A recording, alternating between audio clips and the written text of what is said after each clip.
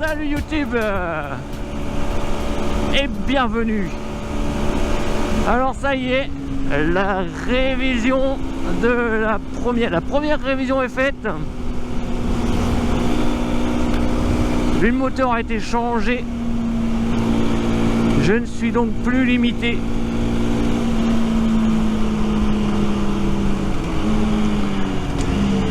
Et voilà. Donc c'est tout frais, tout récent, je viens de le faire ce matin.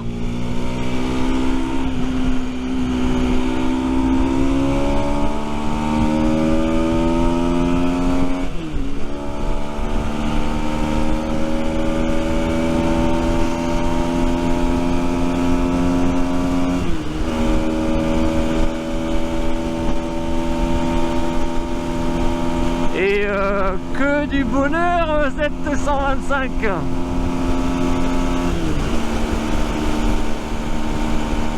Que du bonheur.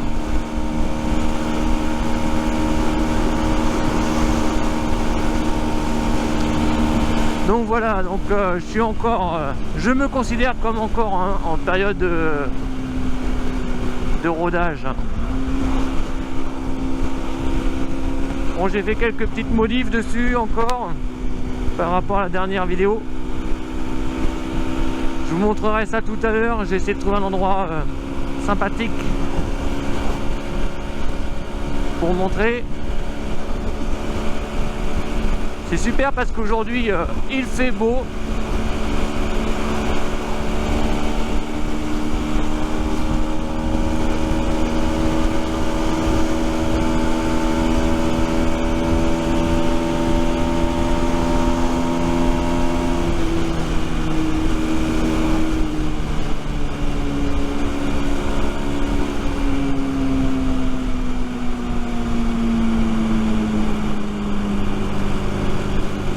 Il y a du monde de sortie.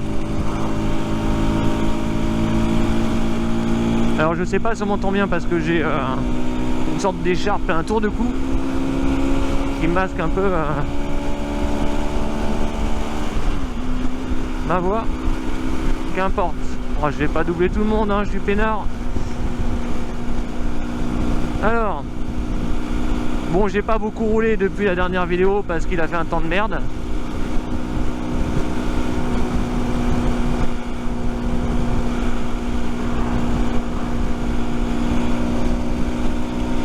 Juste voilà, j'ai fini mes 500 et quelques kilomètres. J'ai emmené ce matin le Rierou au concessionnaire. Il m'a fait la révision. Changement d'huile, plus du filtre à huile. Prochaine révision dans 3500 km.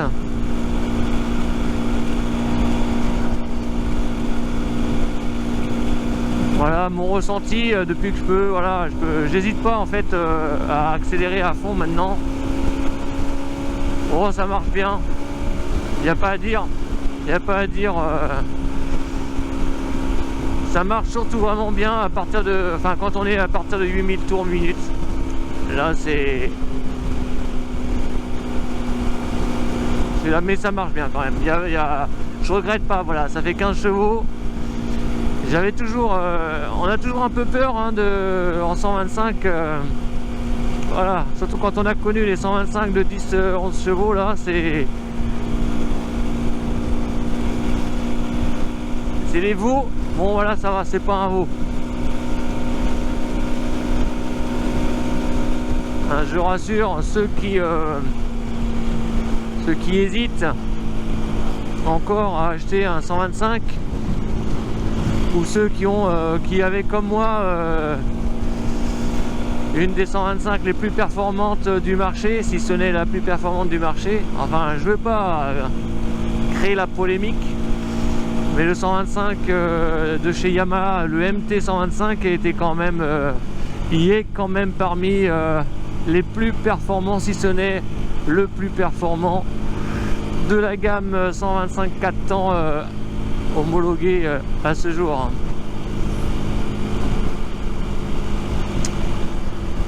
Donc c'est sûr que quand on passe d'une moto comme ça à une autre en 125 cm3, on se dit que j'espère que que ça va le faire quand même, que je vais pouvoir suivre le flux des voitures et ne pas se faire doubler ou ne pas être capable d'assurer le flux et voilà, de peiner. Donc là il y a un peu de vent quand même, ça souffle.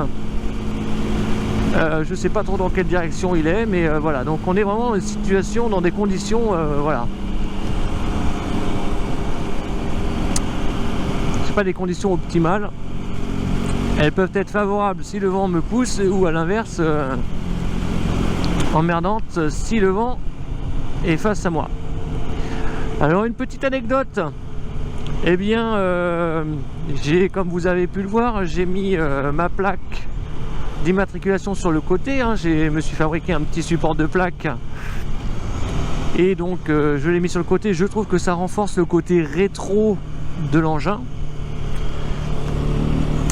ça lui fait vraiment un petit look encore plus rétro. Et voilà, je trouve que ce mélange de rétro, de sport et de scrambler, hein, un peu cross, notamment avec les crampons,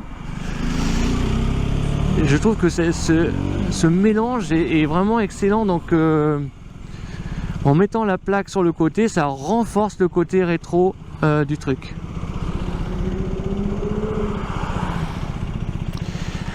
Et alors en faisant ça, du coup, bon, j'ai fait un petit support de plaque, j'ai riveté la plaque, j'ai vissé l'ensemble à la roue arrière, et j'ai rajouté la lumière aussi qui était déjà présente. Sauf que la lumière, l'ampoule, elle s'est barrée, et quand j'ai voulu la remettre, j'ai pas fait gaffe. Les contacteurs, je pensais qu'elle était grillée l'ampoule, mais pas du tout. Et les contacteurs se sont touchés. Bien sûr, j'ai mis le contact et bing, plus de jus, plus d'alimentation, plus rien. Donc je savais pertinemment que j'avais grillé un fusible. Je me dis c'est pas grave, des fusibles j'en ai, je vais prendre la notice qui au passage se trouve pas en papier mais sur une clé USB.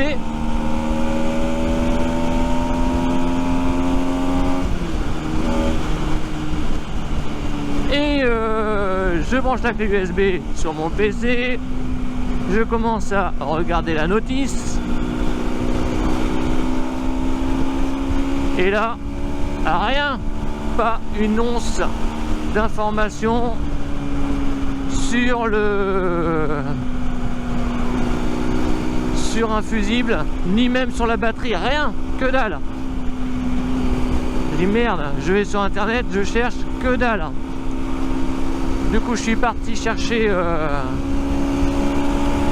à la Petzl, à la lumière de mon garage, j'ai été chercher où je trouvais les fusibles, et ben, je peux vous dire que ils sont vraiment cachés, hein.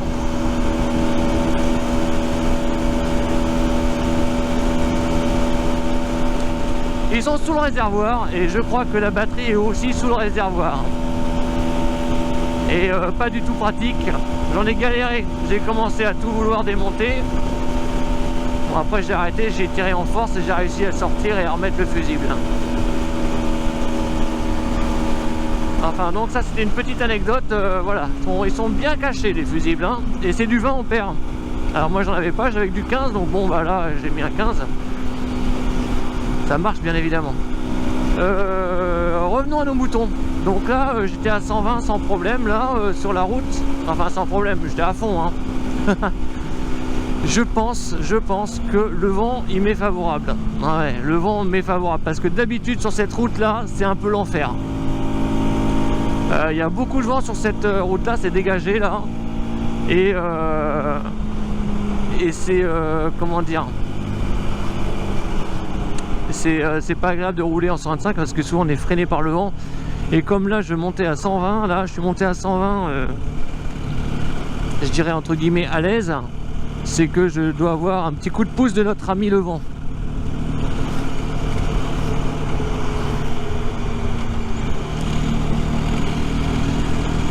Mais là du coup j'ai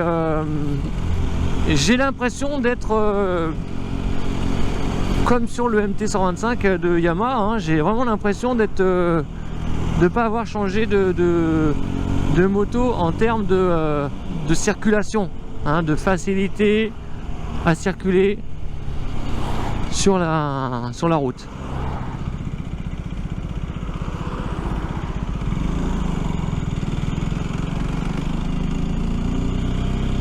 Après je vois bien que je suis pas en MT parce que je suis en position beaucoup plus droite, le guidon bien large.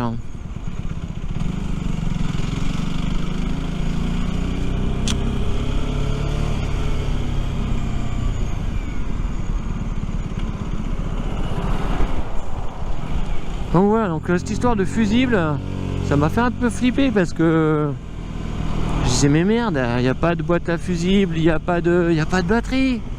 Là, je comprenais pas du tout quoi. Là, vraiment je comprenais pas.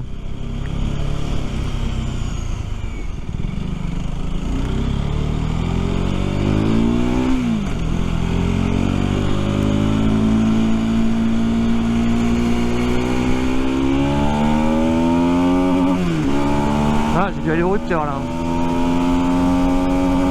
Ah oui c'est ça, oh, ouais, c'est du 11 000 hein, le rupteur.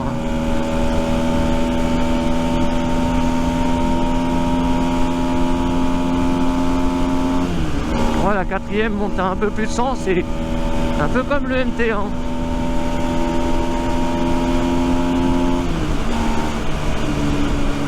Bon ça marche bien, ah je suis content, ah je suis content, ça marche super bien. C'est agréable, c'est génial même. Ah c'est top. C'est top, ils ont réussi une super moto là, Hierou, bravo, hein.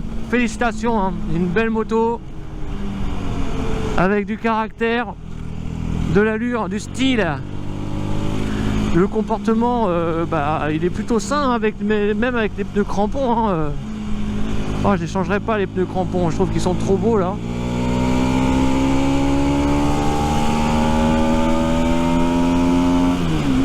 Il y a une belle allonge. Ouais, on se calme, on est en ville. Mais très bien, très bien. Après voilà, après on roule pas dans le couple, hein. On roule pas à bas régime. C'est tout. Mais sinon, top. Super, bravo Hierou. Le Century est une superbe machine.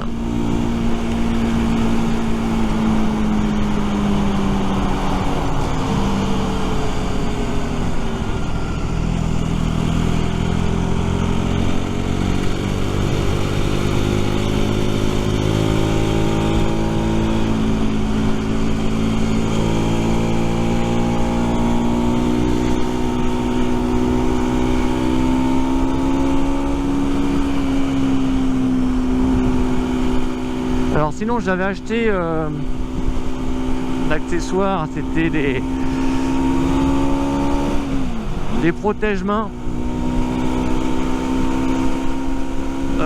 type enduro, qui viennent se prendre sur l'embout et puis qui remontent là. J'avais acheté ça pour renforcer le côté scrambler de l'engin. Sauf que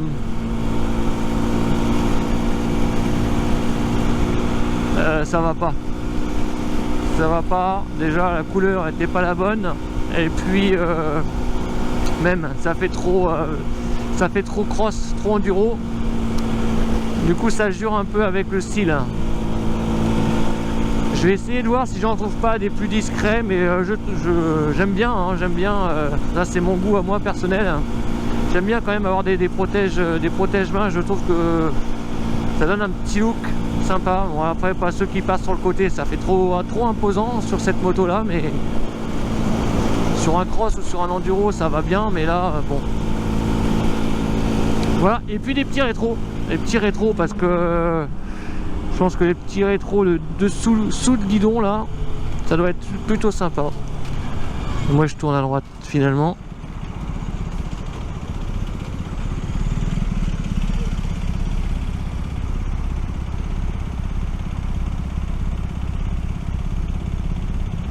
Donc je vais aller regarder chez un équipementier si je trouve pas voilà, soit les rétros, soit les petits protège main.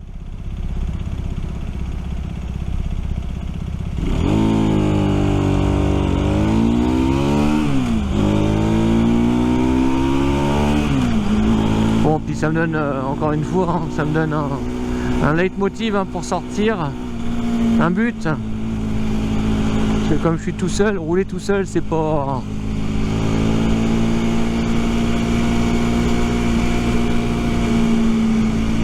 dingue. Alors c'est pareil, hein, j'avais vraiment dans l'idée de changer le pot d'échappement pour en mettre un qui fasse plus de bruit. Et finalement, celui-là me convient très très bien. Le bruit est vraiment bien en fait. En fait, il est tout à fait correct, conforme par rapport au type de moto. J'aurais bien aimé qu'il soit un peu plus rauque.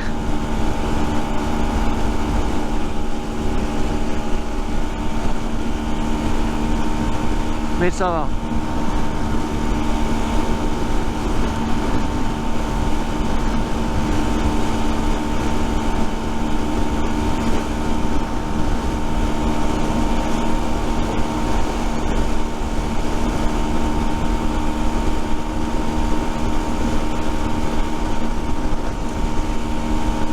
Là on voit bien que je monte pas à 120 aussi facilement hein. Je suis à 112. Hop là je prends la speed là.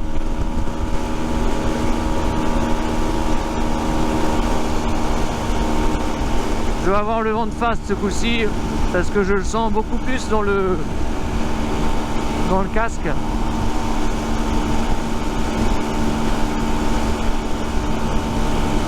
Bon bah c'est bien, 109. Avec, si c'est ça, avec du vent de face, c'est plutôt pas mal. Bon, à 125, faut pas demander plus, hein.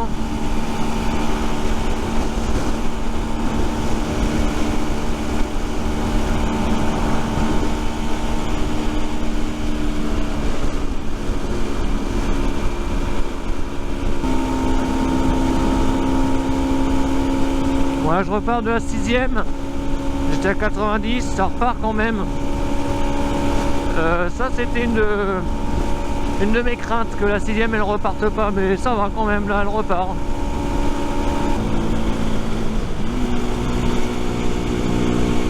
Ah non, le bruit il est vraiment bien sympathique, hein. Il n'y a pas à dire, il est fun le bruit, il est bien. Il est un petit peu sourd quand même, un petit peu rauque hein, quand même, mais bon, c'est pas un gros son bien lourd, mais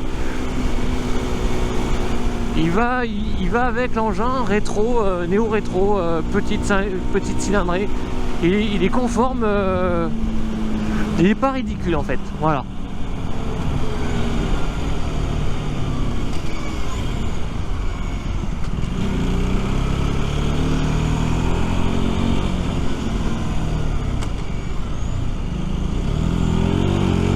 Sympa ça.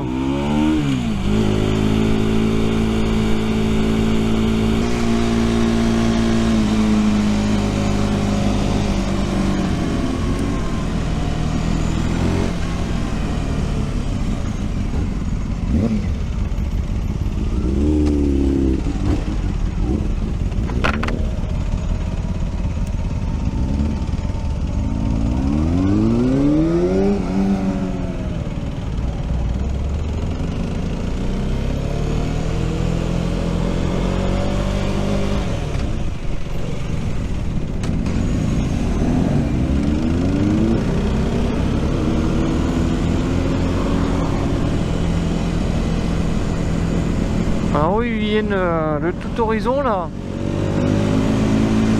Je sais pas comment ça s'appelle, hein, les trikes.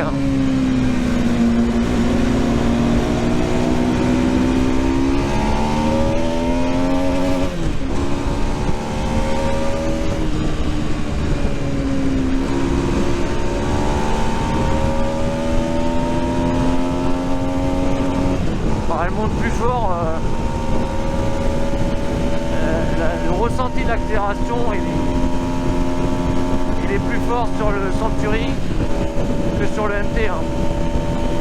Alors c'est peut-être dû à la position.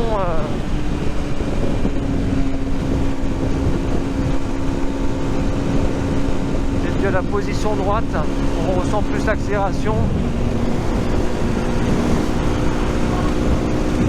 Mais en tout cas, ce moteur Piaggio, il est vraiment génial, quoi.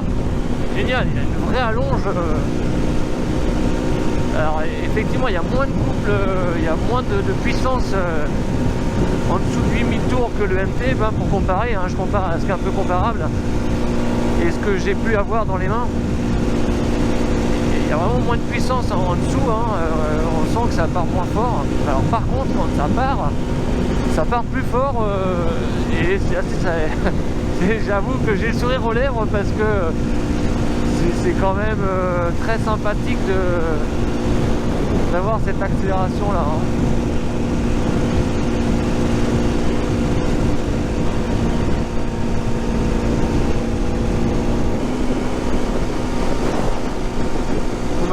J'aurais pris beaucoup de 4 voies aujourd'hui.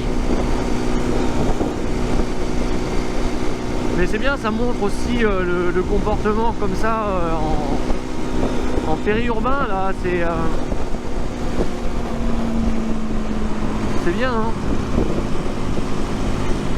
Non, je pense que les 125-15 chevaux maintenant, voilà. On peut rouler un peu partout avec, hein. Sauf forcément l'autoroute.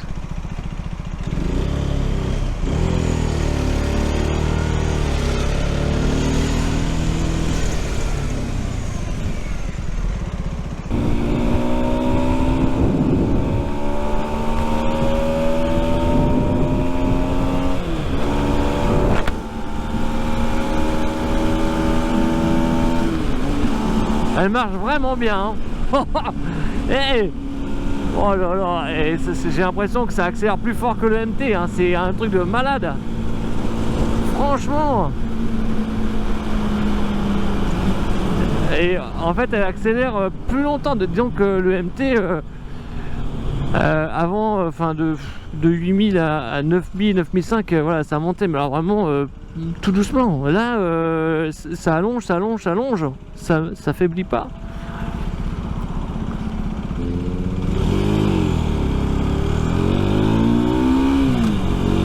C'est très agréable. C'est très agréable.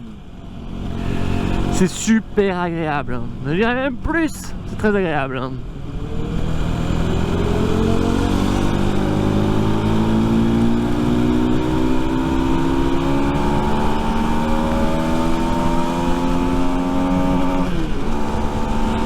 Et on sent que elle va aller encore plus loin que le Ruptor. Dommage qu'il y ait ce Ruptor parce que... Dommage. Ah, si on pouvait le pousser à 500 tours minute au-dessus ou 1000 tours minute au-dessus, là, ça serait top. Disons que là, elle monte vraiment jusqu'au Ruptor.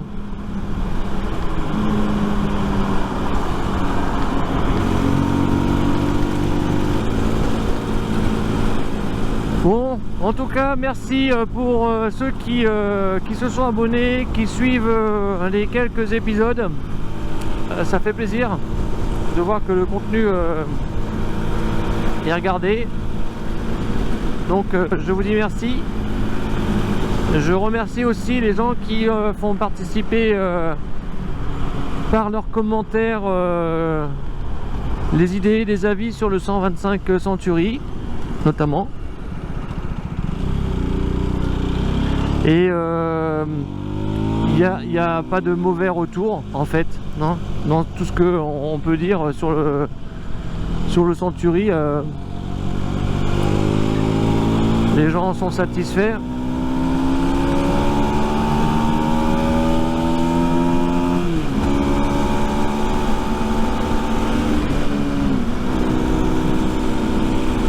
Et voilà, donc je pense que c'est vraiment une moto qui est très agréable.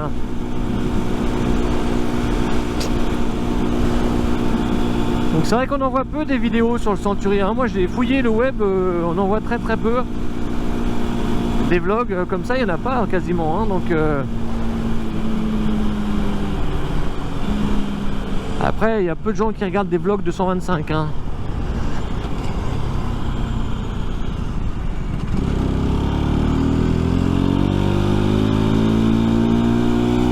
Mais bon, il faut faire changer la balance. Il n'y a pas de raison.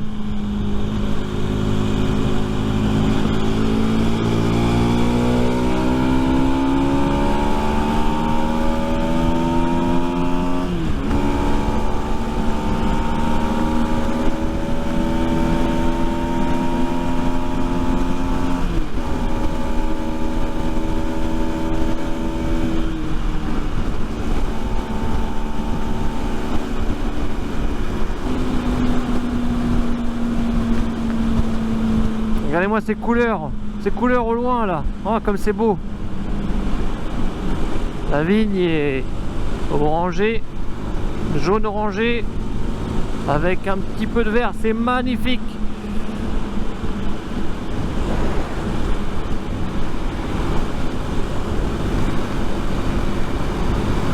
Somptueux. Il y a de la moto là.